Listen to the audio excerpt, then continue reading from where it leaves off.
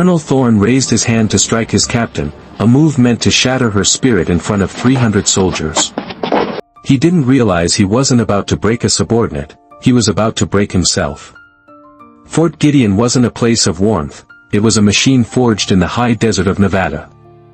The air didn't smell of gunpowder and glory, but of the biting scent of pine cleaner and old steel, a sterile fragrance that clung to everything. It was a place built on rigid tradition and the unquestionable downward flow of power. Then, Captain Eva Rostova arrived, and a gear in that machine began to grind. At 30, Eva wasn't the most decorated officer, nor the loudest. She didn't need to be. Her authority was earned not through charisma, but through a chilling competence that made even the most hardened NCOs stand a little straighter. Her platinum blonde hair was always pulled back into a tight, severe bun, and her ice blue eyes missed nothing. They held the fatigue of experience, not of sleeplessness, a product of 2 combat tours and a mind that processed tactics like a supercomputer. She believed in precision, discipline, and the cold logic of the mission. She had no patience for sloppiness and even less for injustice. This put her on a direct collision course with Colonel Marcus Thorne. A man in his late 50s with a thick, bulldog-like neck and a perpetual sneer etched around his mouth, Thorne had run Fort Gideon as his personal fiefdom for nearly a decade. He called his methods command presence, his subordinates called it tyranny. He saw Eva's quiet efficiency not as a strength, but as a silent challenge to his authority. The conflict began with subtle jabs. During officer briefings, he'd interrupt her meticulous reports with dismissive waves of his hand. "Captain, we're soldiers, not accountants. Get to the point." He'd publicly question her unit's readiness, only to reissue her exact training protocols under his own name a week later. It was a war of 1,000 paper cuts, designed to bleed her confidence dry. Eva endured it with the stoicism of a sniper in a hide. She knew the game. She'd seen good officers broken by speaking up too soon or too loudly. The army had its rules, but it also had its shadows, and men like Thorne thrived in them. The first real escalation happened on a Tuesday. Eva had spent 3 days compiling a detailed logistical analysis for an upcoming desert exercise, a report filled with data-driven recommendations to improve efficiency and safety. She presented it to Thorne in his office, a room so obsessively neat it felt sterile. He scanned the first page, his sneer deepening. He didn't use a red pen. In front of 2 junior lieutenants, he took the 40-page report, tore it cleanly in half, and dropped the pieces into his trash can. "Overthinking again, Captain," he said, his voice dripping with condescension. "Stick to the basics. I'll handle the strategy." The lieutenants stared at their boots. Eva's face remained a mask of professional calm, but inside, a cold fury ignited. She gave a curt nod. "Understood, sir." She turned and walked out, her posture ramrod straight. That night, as she sat in her Spartan quarters, a piece of folded paper slid under her door. There was no signature, just 4 words typed in a standard military font: "Be careful. He's watching." The silent battlefield had just acquired a new, invisible front. The anonymous note confirmed what Eva already knew: she wasn't alone in her assessment of Colonel Thorne, but she was alone on the front line. The torn report was a declaration of war, and Thorne's next move was predictably punitive. He waited for the perfect moment, when a sudden, violent thunderstorm swept across the high desert, turning the dusty training grounds into a churning sea of mud. An order crackled over the comms, bypassing the standard weekly schedule: all units were to assemble for an immediate, stress test. The objective was Punisher's Hill, a notoriously steep, rocky incline at the far edge of the base, now slick and treacherous from the downpour. The unspoken target of this order was clear: Captain Rostova's company. Thorne wanted to see them fail, to see them exhausted, broken, and humiliated in the miserable conditions. He wanted a public failure he could pin directly on her leadership. As her soldiers assembled, soaked and shivering, their faces grim, Eva walked among them. Her presence was a steadying force against the howling wind and lashing rain. Private Leo, Kid, Diaz, a wiry 19-year-old whose youthful face was a stark contrast to his determined eyes, looked at her. "Ma'am, you don't have to do this with us." Eva locked her ice blue eyes on him, her voice cutting through the storm. "You're not climbing it without me, Diaz. Gear up." She took her position not in the rear, but at the front. With every grueling step up the muddy slope, with every soldier she helped pull over a slippery ledge, she wasn't just leading, she was becoming one of them. They weren't just following orders anymore, they were following her. Her uniform was as caked in mud as theirs, her breathing as ragged, her muscles burning with the same fire. They moved as a single, cohesive unit, driven by a shared loyalty that Thorne could never comprehend. They were the first company to reach the summit, every last soldier accounted for. They stood there, gasping for air under the dark, bruised sky, a silent testament to their resilience. From the dry comfort of the command tower, Colonel Thorne watched through binoculars, his knuckles white as he gripped the railing. He had intended to break their spirit. Instead, he had forged it into steel. The sight of their unified success in the face of his punitive test was a greater challenge to his authority than any spoken word. His sneer was gone, replaced by a tight, thin line of pure fury. That night, another note appeared under Eva's door. This one was handwritten, the letters sharp and urgent. It was just a single sentence, but it sent a chill down her spine that had nothing to do with the storm outside. "He's lost face. Be ready when he gets dangerous." The breaking point arrived 3 days later, under the unforgiving glare of the desert sun. The entire battalion, 300 soldiers, was assembled on the main parade ground for a live-fire tactical demonstration. It was a high-stakes performance, with top brass observing from the shade of the command tower. It was the perfect stage for Thorne's final, public assault on Eva's authority. During the maneuver, Eva's unit was tasked with providing flank security. From her vantage point, she spotted a critical vulnerability, a blind spot created by a subtle shift in the opposing forces' formation. It was a fleeting tactical window.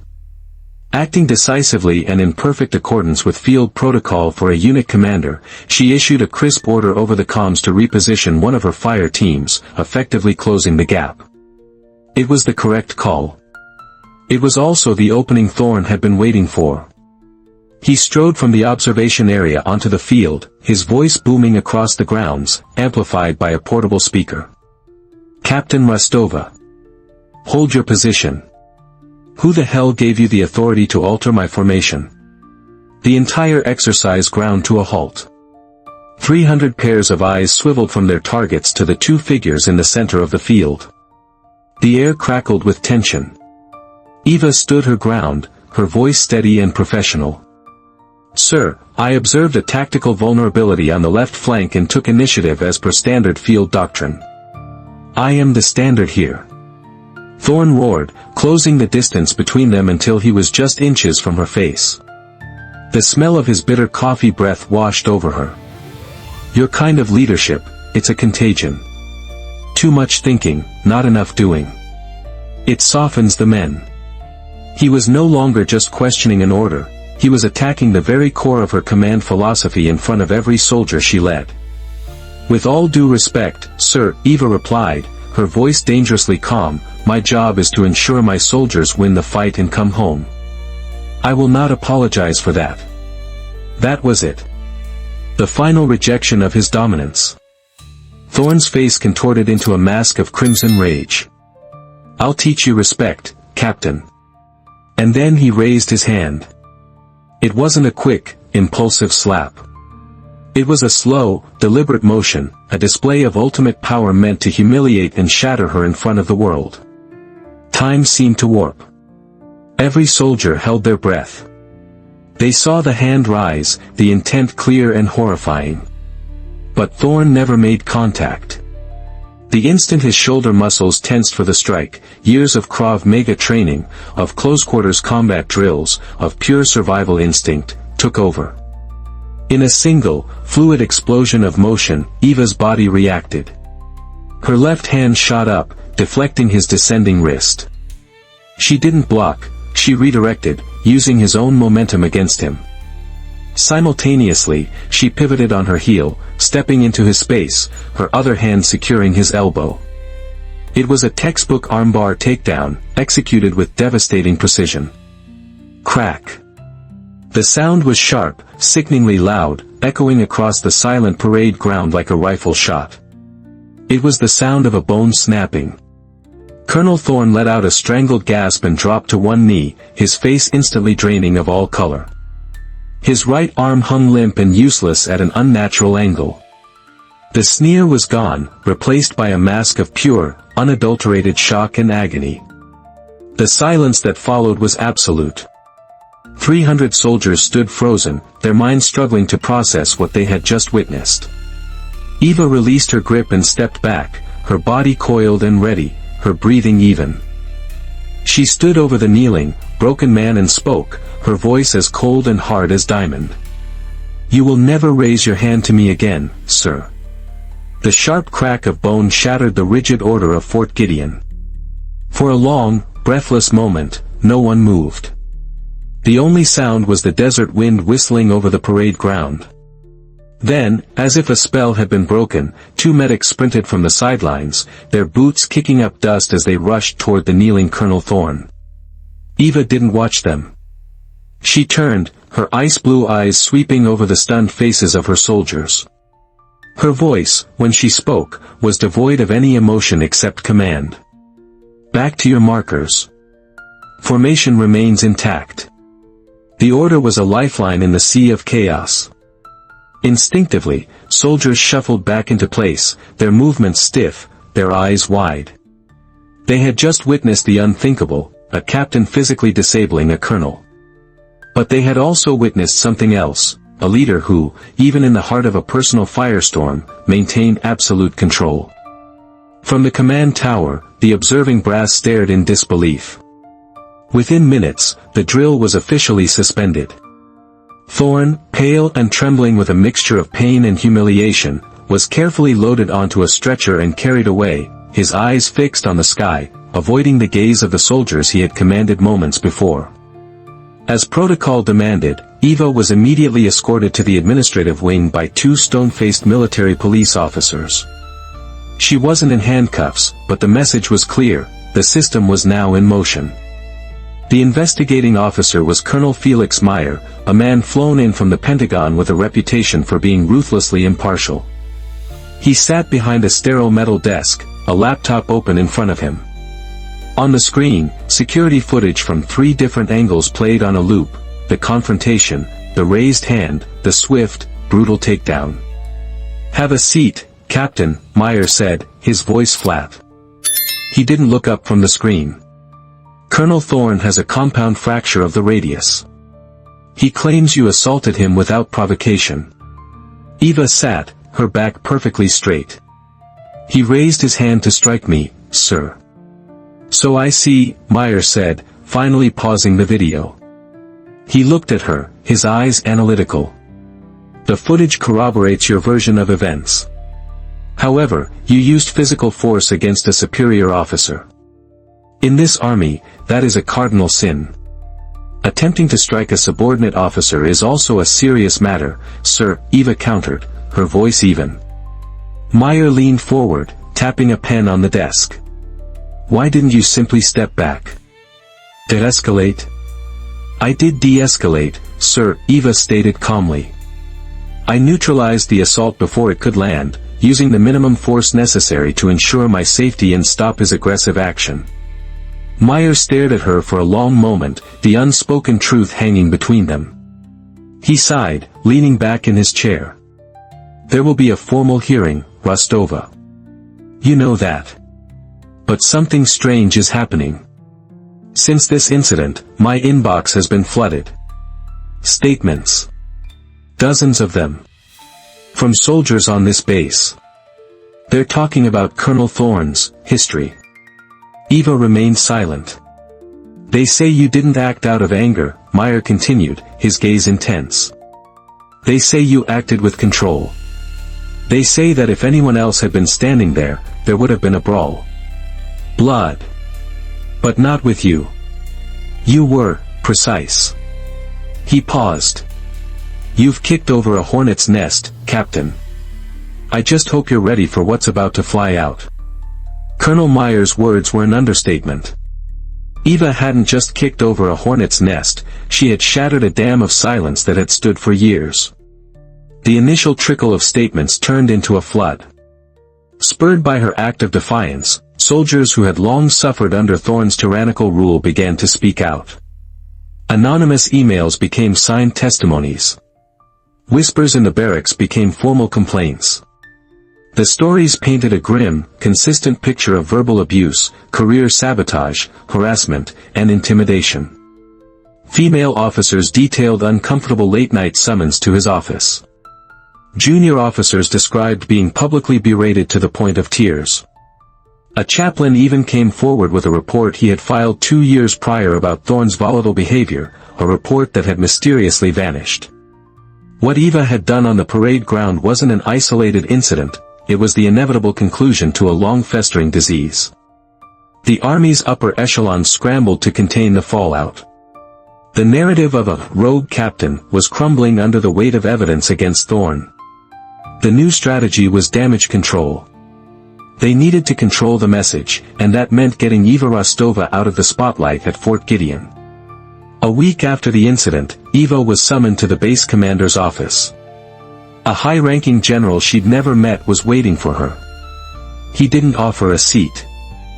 "Captain," he said, his tone icy, "your actions have caused a significant disruption." "The disruption was already here, sir," Eva replied. "I just made it visible." The general's jaw tightened. "Regardless, the situation is untenable. Effective immediately, you are being transferred. A promotion, in fact. To a liaison position at Westfield Command Center. It's a quiet post. A chance for this to cool down." Eva understood immediately. It wasn't a reward, it was an exile, dressed up in the language of career advancement. They were moving her off the board. "Containment," she said, more to herself than to him. "A promotion is a promotion, Captain," the general snapped. "Pack your things." As she left the administrative building, Master Sergeant Kai Evans was waiting for her. His weathered face was unreadable, but his eyes held a deep respect. "They're moving you," he stated. It wasn't a question. Eva nodded. "Westfield. It's a promotion, . Evans allowed himself a small, grim smile. "They're not burying you, ma'am. That's a win." He paused. "You should know, what you did, it mattered. The air here is different. People are standing taller." Her last night on base, there was a quiet knock on her door. It was Private Diaz. He stood awkwardly in the hallway, twisting his cap in his hands. "Ma'am," he began, his voice thick with emotion. We just wanted to say thank you. Not for what you did to him. But for what you showed us." Eva looked at the young soldier, seeing in his eyes the very reason she had refused to back down. "Hold the line, Diaz." "We will, ma'am," he promised, his eyes shining. "We will." As she packed her duffel bag, Eva knew that even if the army was trying to silence her, the fire she had lit at Fort Gideon would continue to burn. The attempted exile to Westfield Command Center backfired spectacularly. Instead of isolating Captain Rostova, the Army had inadvertently placed her at a nerve center of communication and policy. The story of the snap, as it was now known on military forums, had preceded her. Officers didn't shun her, they sought her out. They saw her not as a troublemaker, but as a figure of immense moral courage. The groundswell of support became a tidal wave the military could no longer ignore. With dozens of credible testimonies and irrefutable video evidence, Colonel Thorne's case was fast-tracked to a public Article 32 hearing, a rare move forced by congressional pressure and intense media scrutiny. Eva was the prosecution's star witness. In a packed courtroom, under the cold, institutional lights, she recounted the events with unnerving clarity. She spoke not only of the final confrontation but of the culture of fear Thorne had cultivated. This was not about a single action, she stated, her voice resonating with authority. It was about a system that protected an abuser until one of his targets refused to be a victim. Thorne's defense crumbled. One by one, other soldiers took the stand, their voices adding to a damning chorus of truth. The verdict was swift and decisive. Marcus Thorne was found guilty of conduct unbecoming an officer and abusive authority. He was stripped of his rank, dishonorably discharged, and his case was referred to civilian court for assault charges. Weeks later, Eva Rostova returned to Fort Gideon. This time, she wasn't a pariah, but an honored guest. The new base commander, a woman who had followed the case closely, met her at the gate. On the same parade ground where she had been publicly threatened, the entire battalion stood in formation. In front of them all, the general read a citation from the Secretary of the Army, awarding Eva the Meritorious Service Medal for extraordinary moral courage and unwavering dedication to the highest principles of the United States Army. Then, she pinned the silver oak leaf of a major to Eva's collar. The applause that erupted was thunderous, genuine, and cathartic. But her new rank came with a new mission. She wasn't being sent back to a line unit. She was asked to lead a new, Pentagon-level task force, codenamed the Sentinel Program. Its purpose, to review and overhaul the Army's protocols for handling complaints against senior officers, creating confidential, protected channels for soldiers to report abuse without fear of reprisal. Her new front line wasn't in the desert, it was in the heart of the system itself. Eva's story proves that true strength isn't about the power you wield over others, but the courage you find within yourself to stand firm when it matters most. She refused to let a broken system break her spirit, and in doing so, she gave a voice to hundreds who had been silenced. What do you believe is the most important quality of a true leader? Share your thoughts in the comments below, and please, always be respectful to one another. If this story of courage moved you, share it with someone who needs to hear it, and be sure to subscribe for more untold stories of bravery.